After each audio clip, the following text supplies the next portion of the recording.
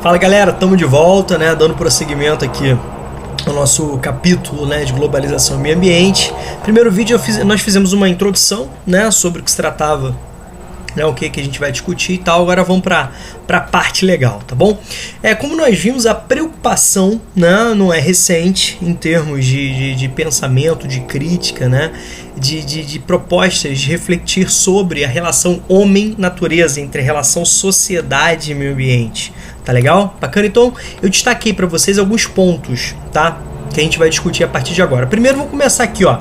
Após a Segunda Guerra Mundial, só um posicionamento histórico aí, né, galera? O que acontece? A Segunda Guerra Mundial é sempre apresentada como um importante marco, tanto para as questões políticas, como as questões econômicas, militares, geopolíticas, e também para determinadas análises, discussões e tal de caráter mundializado, né? De fato, o mundo vai se mundializando e muito a partir da Segunda Guerra Mundial, tá bom? Então, a guerra ali, vamos posicionar 39 a 45, tá bom? Foi a guerra, então, o mundo pós-1945, tá legal? Pós-Segunda Guerra Mundial, pós-1945.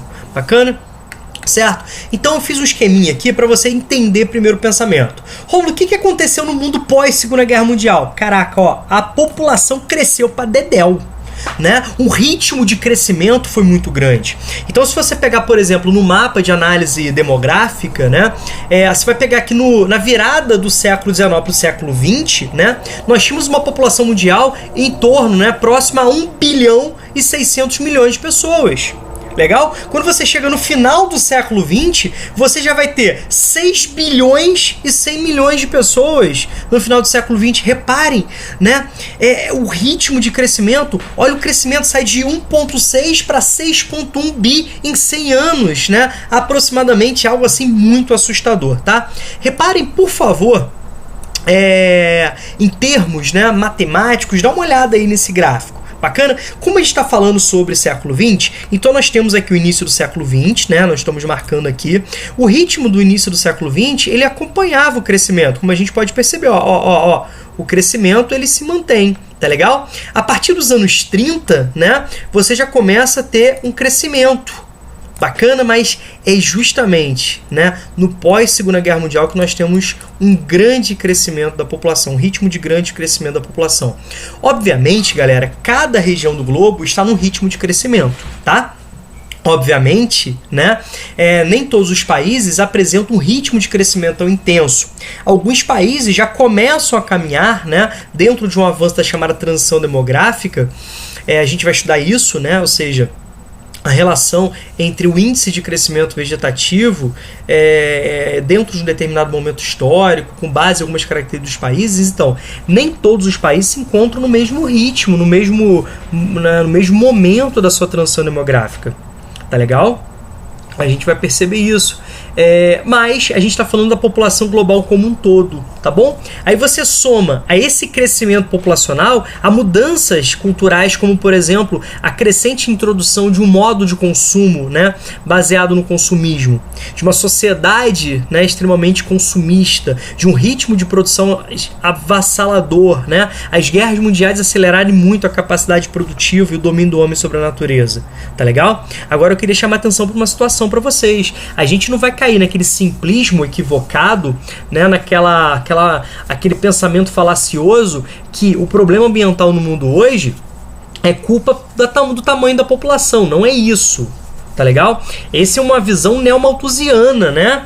Aquele pensamento que você tenta relacionar que as grandes problemáticas que nós vivemos estão relacionadas ao crescimento da população, como as desigualdades, né? Temos vertentes chamadas de eco-neomalthusianos que falam que os problemas ambientais, né, estão relacionados ao crescimento da população, ao tamanho da população, certo? Na verdade, a gente não pode analisar dessa forma. A gente tem que analisar pela cultura que foi estabelecida, né? Pela própria lógica, pelo próprio sistema capitalista que foi implementado.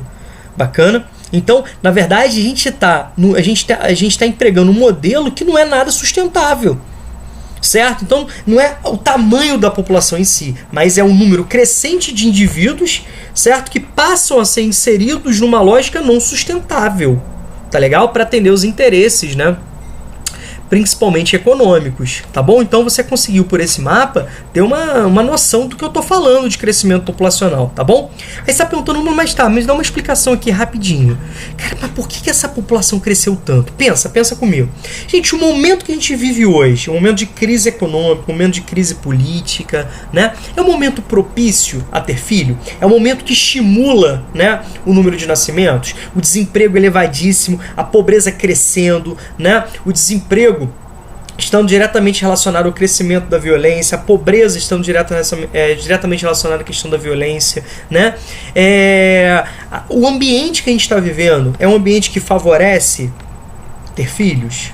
Então a gente vai perceber que no século XX, né, foram aumentando fatores como, por exemplo, a maior capacidade produtiva de alimentos, a maior oferta de alimentos, a maior distribuição de alimentos. Então a gente vai perceber, né, que nós temos, né, o crescimento da oferta de alimentos aí, a própria lógica da criação de empregos, né, o desenvolvimento industrial, né, permite novas fábricas e, consequentemente, mais empregos, e a fábrica vai se tornar, grande parte dos empregos urbanos, né, nas áreas, né, urbanas, estão relacionados à presença de indústrias. Embora as indústrias não estejam espalhadas de forma harmoniosa, desigual, igualitária no espaço, extremamente desigual no espaço, a gente vai perceber que progressivamente os países vão se urbanizando, e essa urbanização, ela é, de certa forma, né, impulsionada pelo desenvolvimento industrial, tá bom?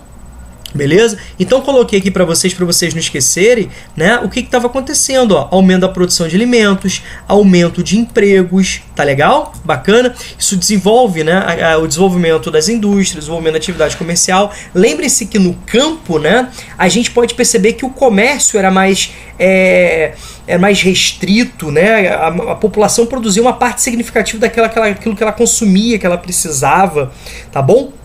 Com o desenvolvimento das cidades, com o avanço da urbanização, o que a gente vai perceber?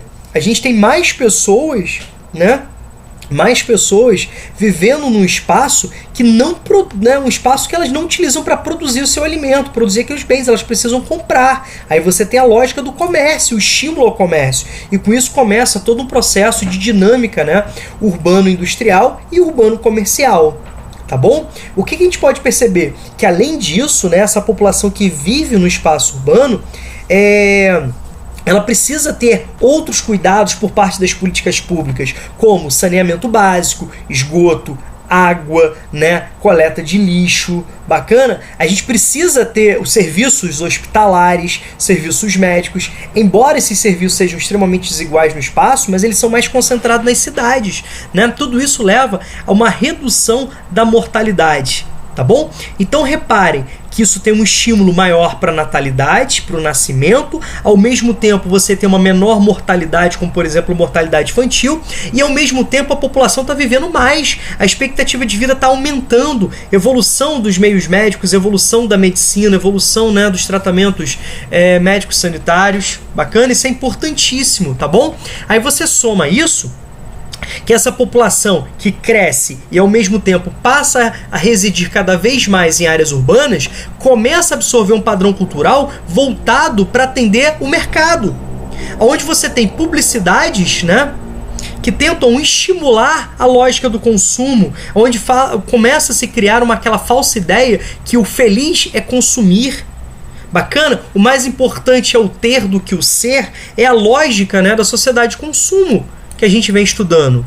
Tá legal? Certo? Então você soma o crescimento da população mundial, mais o aumento do número dessas pessoas que moram em áreas consideradas urbanas, que de certa forma são as primeiras a serem impactadas por uma lógica de consumo, certo? Que o desenvolvimento significava consumo, que até hoje nós temos essa falsa ideia que cidadania e direitos, né, estão relacionados a consumir. Se você tem condições de consumir, você tem boas condições de vida, né? Essa falsa ideia, galera, isso leva, né, ao aumento das preocupações, certo? Então a gente vai perceber que a partir desse entendimento, os cientistas, os analistas, né, os especialistas, os biólogos, ambientalistas, né, eles passam a entender o seguinte: caramba, tudo isso, o crescimento da população, o aumento da urbanização, o avanço da sociedade de consumo, está exigindo cada vez mais, né, do planeta. Então, cada vez mais, né, esse somatório de fatores leva a uma exigência cada vez maior dos recursos do planeta. Bacana? Certo? Consequentemente, essa maior preocupação vai levar também ao quê? Ao maior volume de debates cada vez mais importantes, né, no cenário internacional, tá bom? Então os debates, eles vão extrapolar, né, as universidades, vão extrapolar os laboratórios, vão extrapolar os gabinetes e vão ganhar, né, literalmente feições, né, cada vez mais importantes. Tá legal? E, consequentemente, quando a gente fala de caráter planetário, a gente pensa obrigatoriamente nas instituições, né, mundiais, como, por exemplo, o papel da ONU, né, na organização desses debates. Bacana? Então, na próxima aula a gente dá prosseguimento, tá bom? Beijão!